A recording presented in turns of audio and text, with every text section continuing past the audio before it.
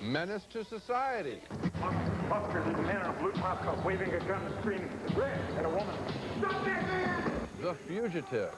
What do they have in common? Each is on either Roger's or mine, or maybe both of our lists of the 10 best films of 1993, and that's saying a lot, because 1993 had more good films than any year since the 1970s, the last golden era of American movie making. Get your pencils ready, because at the end of this show, we're going to each list all of our 10 favorites. I'm Gene Siskel of the Chicago Tribune. And I'm Roger Ebert of the Chicago Sun-Times, and I'd like to start with the number 9 choice on my list this year, a movie that I hope the Academy Award voters don't forget about just because it came out last summer. It's called What's Love Got to Do with It, and it's one of the best musical biographies I've seen, both because of the music and because of the biography.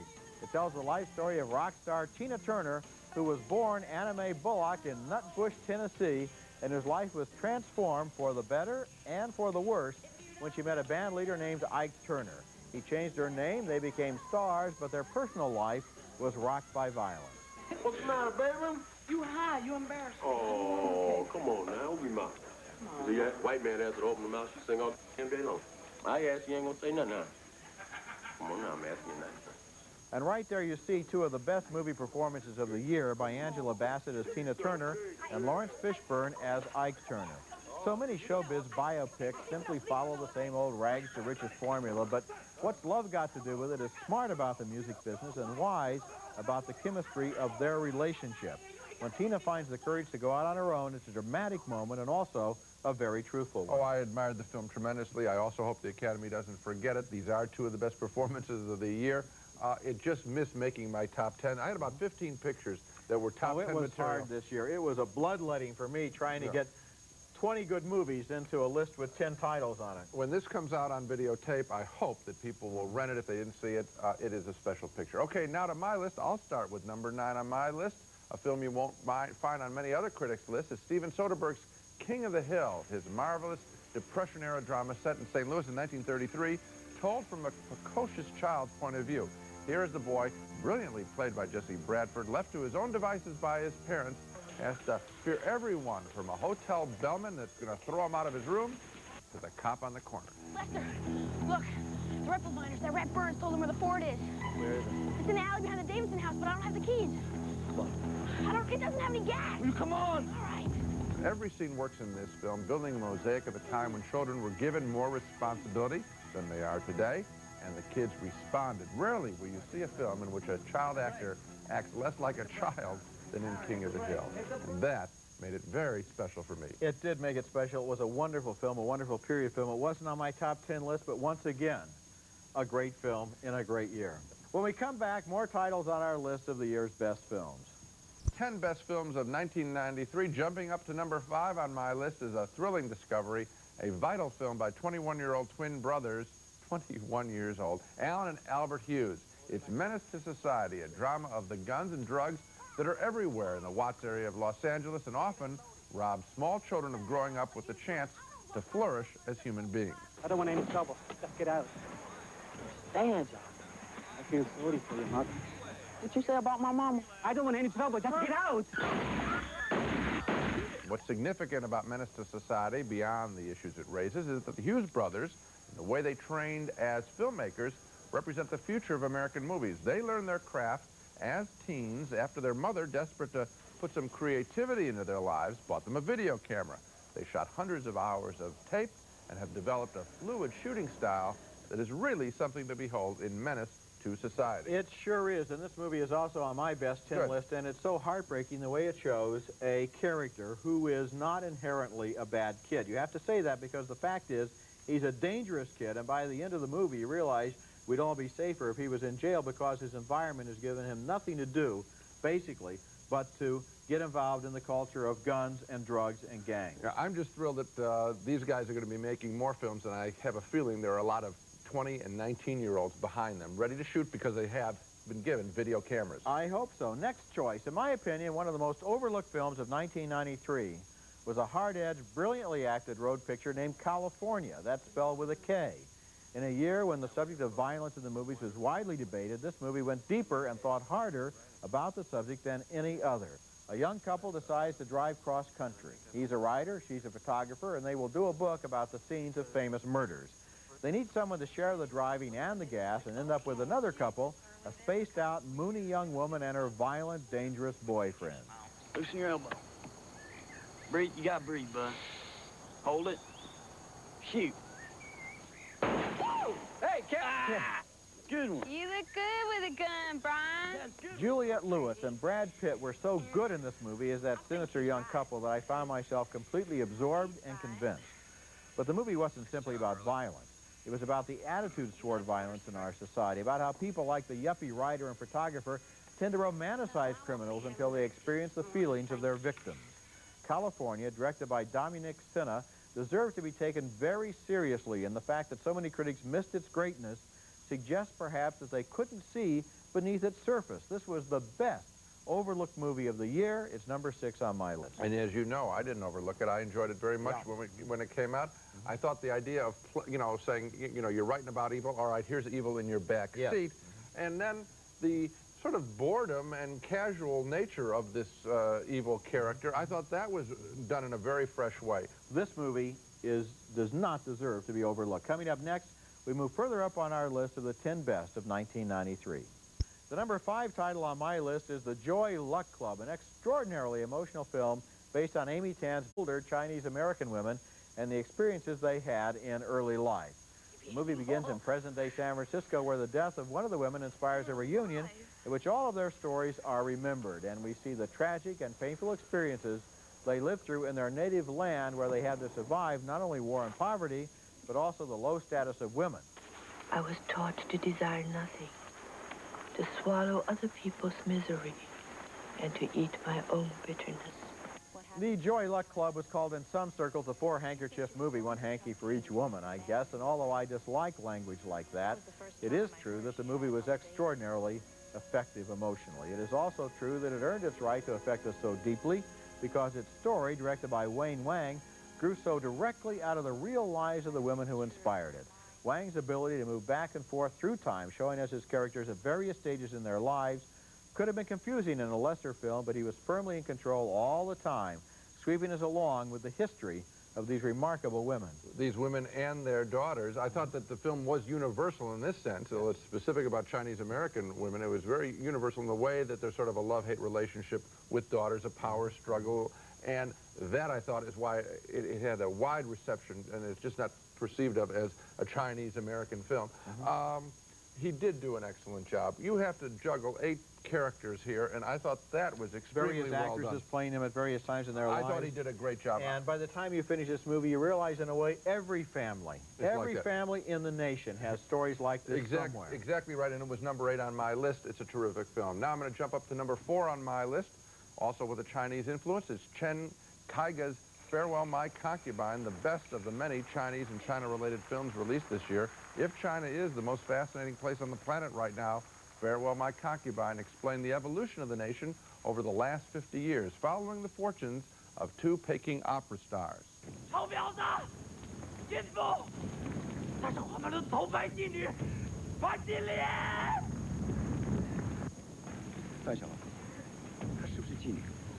Farewell, My Concubine is an epic work with as big a canvas as Bertolucci's The Last Emperor, but perhaps more insight into the Chinese national characters. We see children in a brilliant opening passage beaten to the point of obedience as part of their opera training. After centuries of such oppression, maybe that's why China seems so open to rapid political change. They are used to being browbeaten. And you know, once again, this was a movie that had an epic sweep. There were so many movies this year that didn't try to tell a story that took place in 2 afternoons. They took place over 40 years, and they showed you how things began, how they continued, and what the result was. Weren't you impressed with just the physical work involved? I mean, this picture was, they talk about Hollywood having the ability to do the big picture. This picture has all of those. Well, if Hollywood had done this movie, it would have cost $200 million. It didn't quite make my best 10 list, but it would have in any other year. When we come back, more titles from our separate lists of the best films of 1993. Altman's Shortcuts, the great director's companion piece to his movie world satire, The Player. Shortcuts is set in a different part of Los Angeles, the white middle-class world of busted marriages, saloon singers, and men on the prowl. We meet 22 different characters, including this pair At wit's end about their marriage, Matthew Modine and Julianne Moore. Something's on your mind? That party. What party? You know what party I'm talking about, Marion. The one with Mitchell Anderson. Ralph, that was 3 years ago. You kissed him, didn't you? No. Two more include a divorced Peter Gallagher playing a surprise visit to his ex-wife, Frances McDormand. Give me that right now. Give it to me. Honey, put your panties on. Whoa.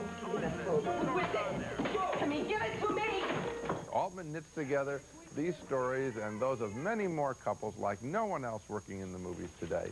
He treats us like adults in terms of language and nudity and raw emotion. And what really surprised me about Shortcuts is that for the first hour, I hated most of these characters. But over the next 2 hours, they really gained my grudging respect as I saw them as human beings just trying like everybody else to slug their way through life. You know, we've said that this year is a golden year for the movies, and certainly it's appropriate that somebody like Altman would be back at the top of his form to help with this celebration, because he's a reminder of the early 70s. That's as correct. You said, the last golden age when he was coming. And then, of course, in the 80s, which was not a great decade for him He lost his way. or for the movies. Now we're back again, and it is a terrific film. This is a 3-hour film. Again, we've had a couple of pictures here that have also broken out of that 2-hour mold. I always like that. It's a wonderful film. Okay, the number 3 title on my list this year was an odd and unusual film shot in New Zealand and called The Piano. Set in the late 19th century, it starred Holly Hunter as a young woman from Scotland who journeys with her daughter to a savage and unfriendly coast where it's been arranged that she will marry a farmer. The woman has not spoken since childhood. Instead, she communicates through sign language and through her piano. But her new husband has no interest in the instrument. Come on like this. We're a family now. We all make sacrifices, and so will you. You will teach him. That's Sam Neill as the husband there, who sells the piano to Harvey Keitel. Wonderful as a rough-edged neighbor who falls in love with the piano's music and with the woman who plays it. And that sets a strange love story into motion because this woman is fiercely independent and filled with anger, and you can't believe an illiterate pioneer will be able to find the key to her heart, but he does. One of the best performances in the piano, by the way, is by Anna Paquin, the child who plays the daughter. Well, it's a marvelous film, and it was also number 3 on my list. And when I think about this picture, I saw it a couple of times, once in Paris and then once here in the States. I felt like I had really entered a world. I mean, we talk about that. Certainly, when I'm talking about Farewell, My Concubine, I'm visiting the past in China. But in this film, I felt as though, really, I had just stumbled. It's a hermetically sealed world. Yes. It's a world of its own time and place. I stumbled into it, I unlocked the key, and I got back in, and now I can get back. That's a tribute to director Jane Campion. She's making the most interesting films about women today in the world cinema, and she is a major, major director. Coming up next, Gene and I both talk about our choices for the best film of the year. Best movies, the number 2 film on my list this year was by the great director Martin Scorsese. It was called The Age of Innocence, and it told the story of characters in the upper crust of New York society in the late 19th century. Daniel Day-Lewis starred as a man engaged to marry the proper daughter of an important family, but instead he falls in love with her cousin, a divorced countess who has just returned from Europe. His fiancée is played here by Winona Ryder. The countess is played by Michelle Pfeiffer. She thinks I want to marry her at once, to get away from someone that I care for more. The Age of Innocence is the kind of film that builds up its power steadily until the final scenes in which we feel the emotional legacy of a lifetime of repression. The people in it almost always behave in a subtle and reserved way, not saying what they mean, concealing their emotions beneath the good manners of an orderly society. So it's a shock when we realize what passion, what scheming and plotting and intrigue is seething under that very proper surface. I like the word seething because Scorsese's other films, his best-known films, Taxi Driver, Raging Bull, were very much about seething, but up front. Here it's there. Yes. It's taking another form, and I think if people go to see this picture thinking of, could the same man have made this picture, I think that will inform this picture in a way that'll make it very exciting for them. I think you're right. It's on my best list, too. That's good. Okay. Now my choice for the number 1, the best film of 1993, it's Schindler's List, Steven Spielberg's epic about the Holocaust and how one man, a German industrialist named Oskar Schindler, defied and outwitted the Nazis to save the lives of over 1,100 Jews. Liam Neeson plays Schindler, who was helped in his efforts by a Jewish businessman, played by Ben Kingsley. The calendar on my desk has the birthdays of our SS friends' wives and children. Don't forget to send something. The Armaments Board, the Governor General's Division of the Interior, and Chief of Police as fees, and make them on the 1st of each month. As opposed to individual payoffs to our SS contacts, the list is in the law drawer of my desk, which you... Oh, come on. SS contacts list law drawer of my desk, which you handle as cash contributions to legitimate charities, sent, of course, through each official's office. Of the many, many things I admire about this film, I want to focus now on the violence in the picture. I was very impressed that Spielberg put it on the screen unvarnished, not romanticized.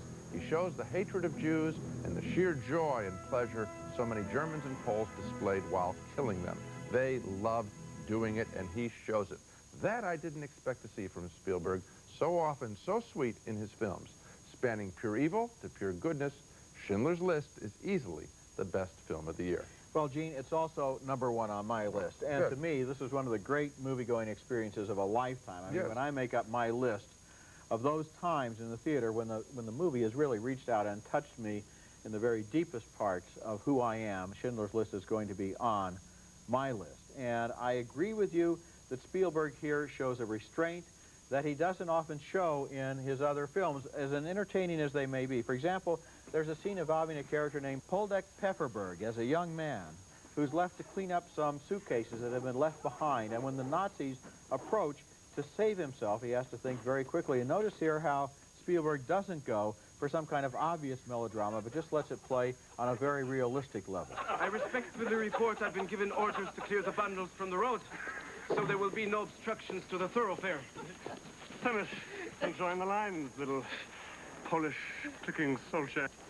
You know, the studio had some concern as to whether people would want to see this picture, and apparently the box office is proving them wrong because it's doing great business. And I think that's because when people say they don't want to see a depressing film, what they're really saying is they don't want to see a film that's going to depress them by being bad, because no good film is depressing. It can be about depressing subject matter, but the artistry and the vision here and the ending of this film are exhilarating. The people aren't bored. This is a 3-hour picture. They're not leaving. Yeah, it's a great film. They're sitting there watching the entire credit list. They're coming out emotion-filled and telling people they should see it. In the line of the waiting, coming in, people are saying, you're in for, you know, something Okay, special. so Schindler's List first on both of our lists. What else is on your list? Okay, let me read now my entire top 10 list from bottom to top, starting with number 10, Vincent Ward's Map of the Human Heart. A youthful love story spanning decades and locations as varied as an Eskimo ice floe and London during the German Blitz of World War II. Number 9, Steven Soderbergh's Depression story, King of the Hill. Number 8, Wayne Wang's The Joy Luck Club. Number 7, Martin Scorsese's The Age of Innocence. Number 6, Andrew Davis's classic Hollywood thriller. This was certainly one of the most exciting films out of Hollywood in a long time, The Fugitive. Number 5, Menace to Society. Number 4, Chen Kaiga's Farewell, My Concubine. Number 3, Jane Campion's feminist love story, The Piano. Number 2, Robert Altman's Shortcuts. And the number 1 best film of 1993, Steven Spielberg's Schindler's List. Okay, now here's my list of the year's best films. Number 10, Ruby in Paradise by Victor Nunes, with a glowing performance by Ashley Judd as an independent young woman who makes her own way in the world. Number 9, What's Love Got to Do with It? Number 8, Menace to Society. Number 7, Like Water for Chocolate, the enchanting, magical Mexican film about a woman who poured all of her passion, and a lot of other good stuff, too, into her recipes. Number 6, California, a great film. Don't let this one get away. Number 5, The Joy Luck Club. Number 4, the year's best action thriller, The Fugitive, with Harrison Ford on the run and Tommy Lee Jones after him. Number 3, The Piano, with its special performances by Holly Hunter and Harvey Keitel. Number 2, Martin Scorsese's The Age of Innocence. And number 1 on my list, the year's best film, Steven Spielberg's great and daring epic Schindler's List. And you know, if you just added these two lists together and started looking at them, you'd see some great movies. It is really very exciting as we conclude this century, this first century of world filmmaking, and we are getting great films from all over the world now. New Zealand, China, England, and America, too. That's right. That's it for this special show. Next week, we'll be back to cover the other end of the spectrum on our annual program devoted to the worst films of the year. One last shot before they disappear in the dustbin of video stores throughout the world. That's next week, and until then, the balcony is closed.